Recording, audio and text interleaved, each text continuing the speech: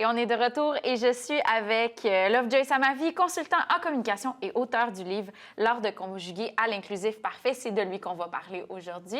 Monsieur Amavi, merci beaucoup d'être avec nous aujourd'hui. Merci pour l'invitation. C'est toujours un plaisir de venir dans les studios de TVRS. C'est un plaisir toujours de vous recevoir également. Merci. Toujours, comme je l'ai dit, des belles discussions qu'on a ensemble. Et justement, vous avez publié ce nouveau livre, donc L'art de conjuguer à l'inclusif parfait. Qu'est-ce que ça veut dire? De quoi ça parle, ce livre-là? L'art de conjuguer à l'inclusif parfait, je l'ai pensé comme un guide de vocabulaire. Et c'est d'abord une invitation à repenser les termes et les expressions qu'on utilise dans les contextes de l'immigration et de l'intégration, parce que l'objectif de toute immigration, pour tout immigré et même pour toute société qui intègre l'immigration dans son processus d'évolution, c'est d'accueillir les gens et de les inclure. Maintenant, dans le processus de cette inclusion-là, il est question de certains mots, de certains termes pour désigner les choses. Et à mon expérience, je me suis rendu compte que certains mots portaient un peu un refus de l'inclusion véritable. Et donc, je les ai pris, ces 7 termes en tout, et j'ai questionné la façon dont on présente les choses. Et j'invite les gens à conjuguer à l'inclusif parfait, c'est-à-dire à utiliser des mots et des expressions qui permettent à ce que tout le monde se sente bien ici dans les sociétés d'accueil. Donc, la raison de l'écriture de ce livre, c'est justement de faire avancer un peu cette inclusion des gens issus de l'immigration, justement pour pas qu'ils restent toujours associés à ça, être issus de l'immigration. Exactement. Ici, par exemple, au Québec, on utilise le terme immigrant pour désigner tous ceux qui ont fait le processus d'arriver au Québec. Je pense que c'est en parallèle avec l'anglais immigrant. Sinon, en français, on devrait dire immigré, c'est-à-dire que le processus de migration est terminé. Immigré, participe passé. Mais on les appelle les immigrants. Ce qui veut dire qu'en fait, immigrant, c'est celui qui se déplace constamment, qui ne pose jamais ses valises. Et donc, dans la désignation de ces gens, les appelant toujours immigrants, ou en prenant par exemple des communautés qu'on va dire l'immigration africaine, l'immigration asiatique, on va toujours les mettre en dehors de la société.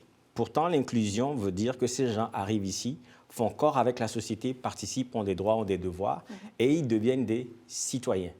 Donc, en fait, c'est une invitation à faire en sorte que tout le monde soit citoyen dans les sociétés d'accueil. Et vous trouvez aussi que, je pense que ça l'a paru aussi dans les journaux, qu'il y a un double standard, justement, vis-à-vis certaines immigrations plus que d'un autre. On voit que certains, des fois, peuvent mieux s'inclure que d'autres. Est-ce que c'est ce qu'on comprend? Oui, et c'est ça qui interpelle l'expression qu'on utilise, c'est la minorité visible. Le droit canadien dit que est membre de la minorité visible tous ceux qui ne sont pas blancs et autochtones. Déjà, on estime que les Autochtones, les Premières Nations, ils étaient là avant, mais tous ceux qui ne sont pas blancs sont inclus dans ce qu'on appelle les minorités visibles.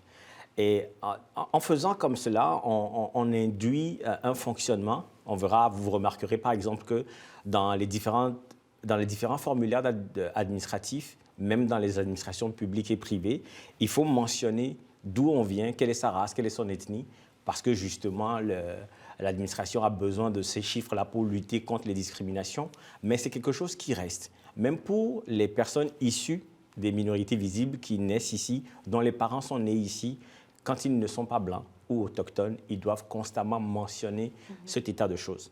Alors que quand on parle d'inclure les gens, non seulement d'abord de les intégrer, ensuite de les inclure, ça veut dire qu'il y a un cadre qui permet à ce que tout le monde soit citoyen, ait les mêmes droits et les mêmes devoirs.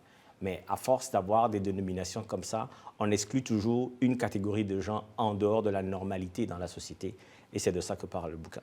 Et donc, justement, là, comment on devrait conjuguer ces mots-là? C'est quoi la solution? Qu'est-ce qu'on devrait dire? Ben, moi, j'ai observé, j'ai écrit le livre pour expliquer un peu le malaise ou en tout cas l'inconfort que cela amène. Je pense que c'est le devoir des sociologues de nous dire OK, d'accord, si cet état de fait est avéré, qu'est-ce qu'on fait? Je pense qu'on doit repenser les mots, on doit s'assurer de la bonne définition des mots, mais surtout du bon usage des mots pour que les gens se sentent intégrés et ne se sentent pas toujours citoyens d'ailleurs. Il y a des gens qui naissent ici qui vont être considérés comme des citoyens d'autres pays. Je prends l'exemple, par exemple, dans le livre aux États-Unis, où au lieu de dire maintenant noir américain, on dit afro-américain. Et donc, on les rattache à l'Afrique, qui est un continent loin du continent américain. Et donc, ces gens ne vont jamais être américains, tout simplement. Donc, on a une démarche de société à avoir, on a une réflexion à faire. Et moi, j'invite les gens à penser que ces catégorisations qui ont duré, parce que ça fait longtemps qu'on utilise ces catégorisations-là, ce n'est pas, elles ne sont pas favorables, pardon, à l'inclusion. Nous devons agir, penser à ce qu'on inclut véritablement et de plus en plus les gens, quelle que soit leur communauté d'où elles viennent. Une personne est une personne, point. Je pense que c'est ça qu'il faut retenir. Exactement. La dernière fois, vous étiez venu nous parler justement de ce livre « Je n'ai pas choisi de partir » sur le chemin Roxham, qui a quand même, bon, la situation a évolué. Ce chemin est maintenant fermé. Qu'est-ce que vous en pensez? Tout ça, et je sais même que vous êtes allé en parler, à Tout le monde en parle, donc vous avez été invité à vous adresser par rapport à ce sujet-là. Qu'est-ce que vous en retenez maintenant que ce chemin est fermé? J'ai déjà eu peut-être l'occasion de le dire, la fermeture du chemin Roxham était une fausse bonne idée. La preuve, quand on regarde les chiffres aujourd'hui, il y a plus de gens d'ailleurs qui arrivent par les aéroports et les entrées régulières que les gens qui venaient par le chemin Roxham. Mais on a fait du chemin Roxham un sujet de débat politique et on a décidé de le fermer. Mais pour moi, ça n'empêche pas à ce que les gens veulent arriver au Canada. L'Organisation internationale des migrations dit qu'il y a 74 millions de gens qui veulent aller au Canada. Et quand on entend, par exemple, les chiffres au niveau du fédéral, on voudrait faire venir à peu près 500 000 personnes par an à partir de 2025. Donc, le chemin Roxham est fermé. C'était un point de convergence où les gens qui venaient demander l'asile pouvaient passer. Mais aujourd'hui, les gens viennent demander l'asile aux aéroports. C'est de bonne guerre. Ces gens ont besoin peut-être de sauver leur vie, comme ça a été mon cas. Maintenant, le deuxième livre qui fait suite à celui-là veut aider à ce qu'on ait des sociétés plus accueillantes et plus inclusives. Et donc, c'est un peu ma démarche. Oui, la suite des choses. La suite. Et j'ai hâte de voir peut-être une autre suite, justement, de ce beau raisonnement que vous avez, Monsieur Amavi. Merci. On va donner les informations pour les gens qui voudraient le lire ou avoir plus d'informations. Donc, le Facebook de Monsieur Lovejoy Amavi a beaucoup d'informations, également son site Web. Donc, les deux sont écrits à l'écran. Si vous voulez avoir plus d'informations, je vous invite à aller consulter ces deux choses-là. Monsieur Amavi, merci beaucoup d'être venu nous voir encore. Merci beaucoup pour l'invitation et au plaisir de revenir avec un nouveau projet. Absolument. Vous revenez n'importe quand. Merci Beaucoup. Et après la pause, c'est la chronique des loisirs ornithologiques.